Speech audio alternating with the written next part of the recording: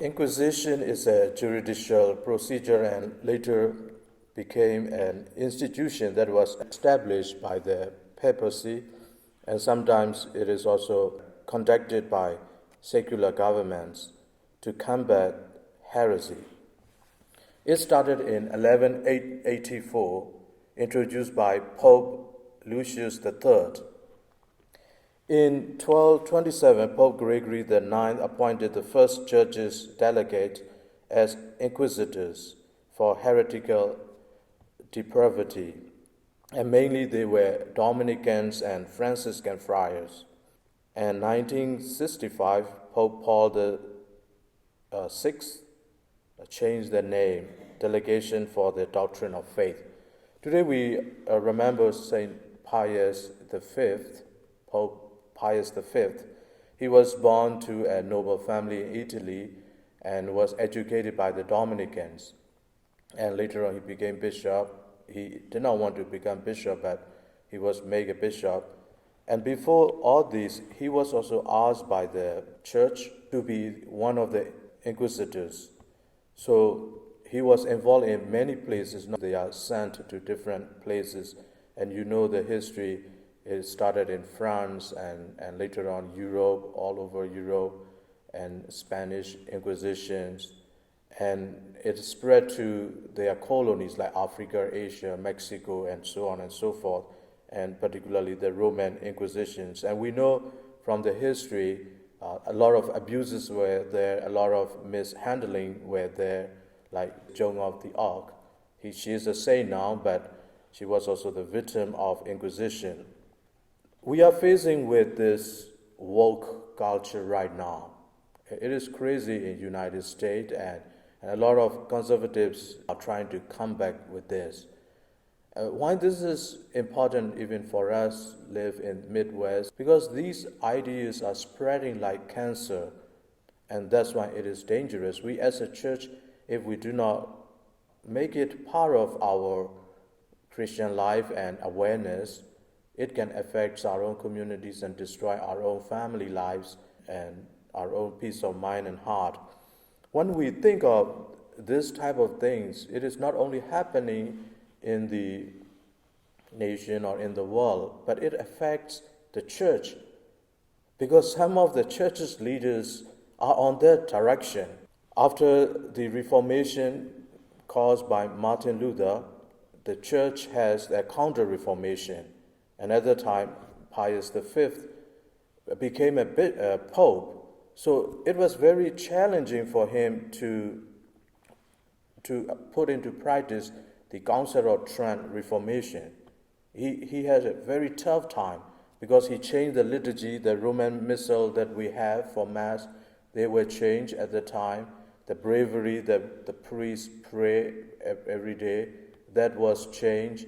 And so many other things were changed. And catechism, a new catechism came out. And all these things happened in the hands of Pope Pius V, and a lot of attack from within, from outside. But we are grateful now. And with later on Paul VI, again with Vatican II, built up from the Council of Trent, and now whatever we are having, all these changes took place under Pius V and Paul VI. And we are happy with the liturgy, with the catechism, and with all the improvements that we have in our church's life and even administration and so on. It is important because now we call it Doctrine of the Faith. Our faith is still under attack from within and without. From within with bad leaders, bishops, archbishops, cardinal priests, or even lay theologians. It is bad because they are leaders. They preach. They try to bring these foreign doctrines into our midst through their preaching, through their debates. And that's why the Congregation for the Doctrine of Faith is important. They have to discipline what we preach and what we believe. And all these strange doctrines trying to again sneak into the church, as it happened 500 years ago, the influence of the woke culture, the LGBT, same-sex union, and abortion, all these ideologies in the world. And thus we literally need to pray the intercession of Pius V, who handled these things in a difficult time in early 16th century. And today we also see in the first reading the disciples were complained by Hellenistic community against the Jewish community. Now we have Jews plus non-Jew becoming believers, and they were looked over or not really taking care of the widows of the non-Jewish community. And they appointed 7 deacons, starting with Stephen. So this woke culture, again, what we are facing in past a few years is they want to purify the history. They want to get rid of any history that would present the nation as bad. So taking down the statutes and removing from the history, and particularly manipulating the textbooks in the school. They do that. But when we read the New Testament, even the genealogy of Jesus, there are a lot of problems in the Old Testament, in the New Testament. A lot of things the author of the scriptures could have left out, knowingly, purposely. No, they are just there. Think of the genealogy of Jesus. His great-grandmothers were not perfect. One of them was not even Jew, and one of them had adultery. He did not remove it just to say how imperfect our human life is, but God is bringing perfection, and we seek that perfection through our faith and through our day-to-day living. And even the first community of the believers, you begin to see that they started fighting. They started accusing one another within. And the disciples handled it.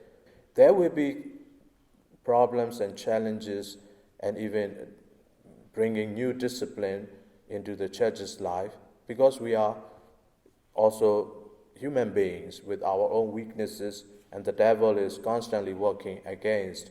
And thus all these are important. And today we, in a special way, intercede the Pope Saint Pius V, so that we will be always faithful to our faith and the teaching of the church. And at the same time, we would like to remember in our prayer today people who are affected by the tornado last night in August. I have a few friends there, and I tested last night and this morning. I saw their messages. They are safe.